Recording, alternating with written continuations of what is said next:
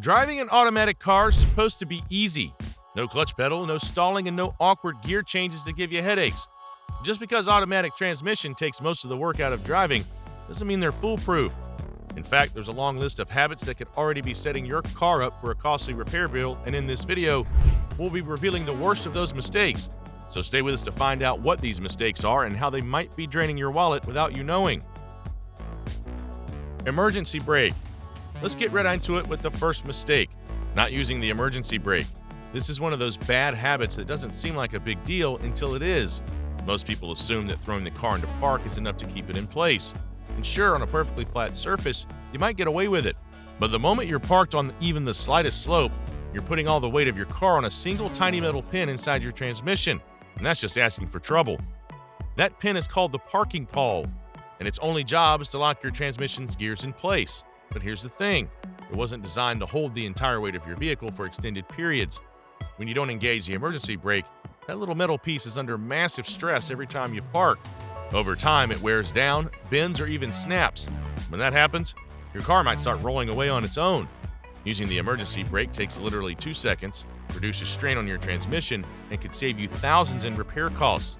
It's a simple habit that helps keep your car secure and prevent costly damage. Leaving the car in drive for long periods of time. Moving on, another habit that might be damaging to your car is leaving the car in drive for long periods of time. Now, this might seem like it's not a big deal. You're just waiting, right? But what's really happening under the hood is that your transmission is working harder than it needs to, and over time, this can lead to some serious and expensive issues. Here's why. When your car's in drive, the torque converter is still engaged, meaning your transmission is constantly applying pressure to keep the vehicle ready to move at a moment's notice. Even though you're holding the brake, the transmission is still trying to push power to the wheels. This means your transmission fluid is circulating and heating up, even though you're not actually driving. Do this enough times, especially in hot weather or heavy traffic, and you could be slowly cooking your transmission from the inside out. Think of it like holding a heavy bag. At first, it's no problem, but the longer you stand there holding it, the more strain it puts on your muscles. Your transmission feels the same way. Honestly, if you're stopped for more than a minute, shift into neutral or park. Your transmission will get a much-needed break, and you'll avoid unnecessary wear and tear in the long run. So yes, giving your transmission a break is important, but that doesn't mean shifting into neutral every time you hit a red light is the answer. Shifting to neutral at stoplights. Leaving your car in neutral while waiting at a stoplight might seem like a smart way to reduce strain on your transmission, but in reality, it's doing more harm than good. Modern automatic transmissions are designed to stay in drive while idling, and constantly shifting between drive and neutral at every red light is actually counterproductive. First off, shifting in and out of neutral doesn't save fuel like some people think.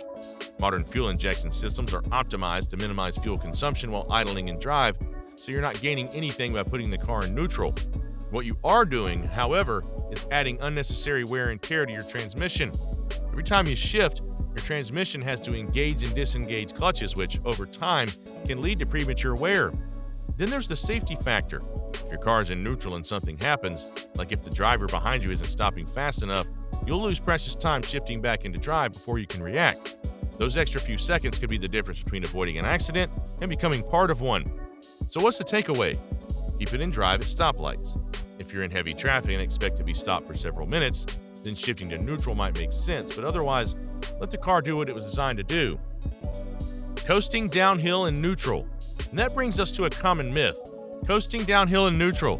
While it might sound like some fuel-saving life hack, it's really just a fast track to a mechanical and safety disaster waiting to happen. This outdated myth needs to be crushed once and for all, because in modern automatic cars, it's not only useless, it's dangerous. See, when you're coasting downhill in drive, your car's computer is smart enough to cut fuel injection down to almost zero while still keeping the engine engaged. That means you're already saving fuel without having to do anything. But the moment you shift into neutral, you disconnect the engine from the wheels, and now your car's entire momentum is controlled solely by your brakes. This is where things get sketchy.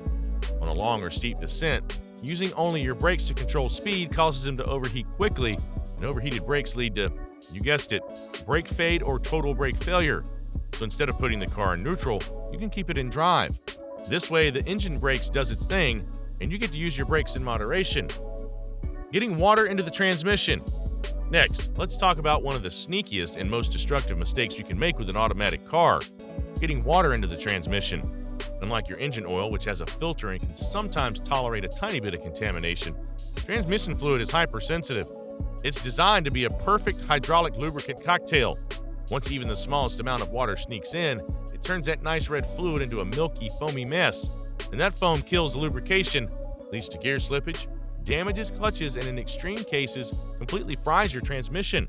How does water get in? Well, a few usual suspects. Driving through deep floodwater, especially during those dramatic rainy season puddles, pressure washing your engine bay, or a busted transmission cooler mixing coolant with the fluid. The fix is simple.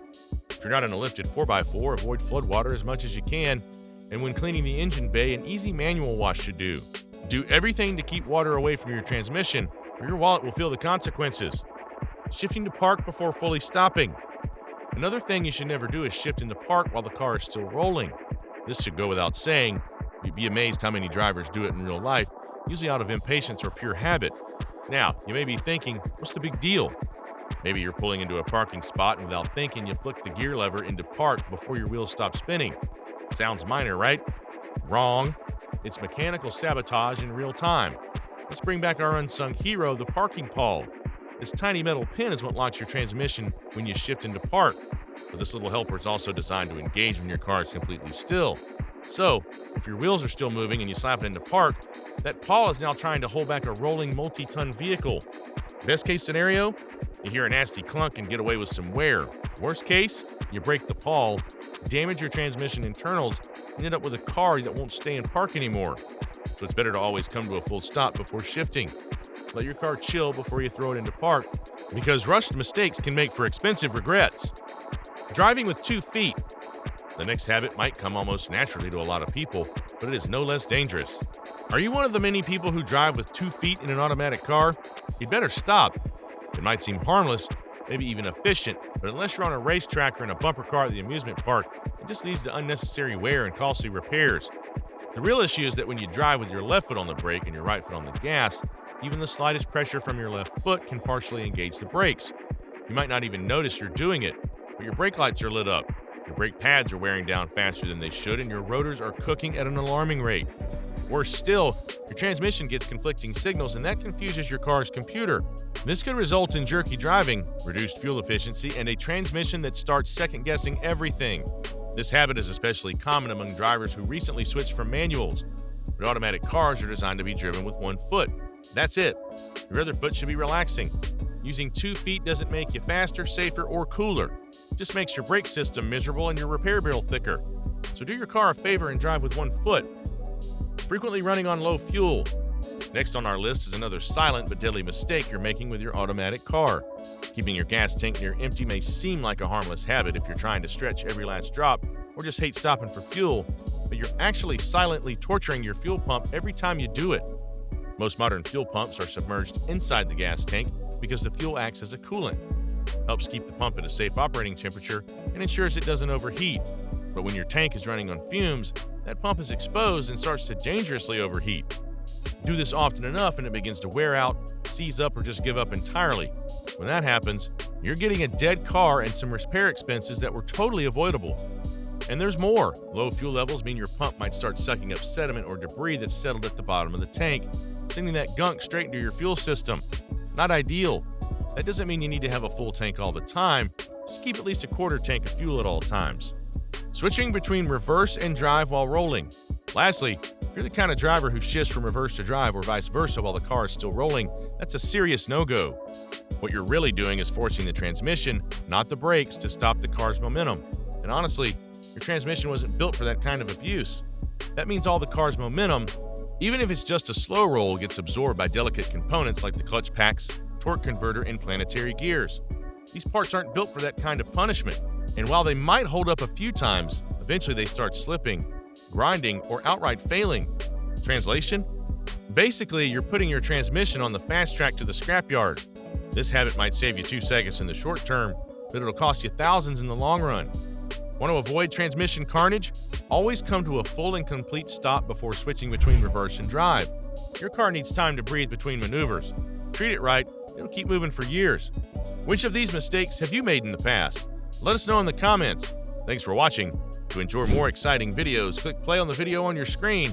And don't forget to like, Subscribe and hit the bell so you get notified when a new video drops.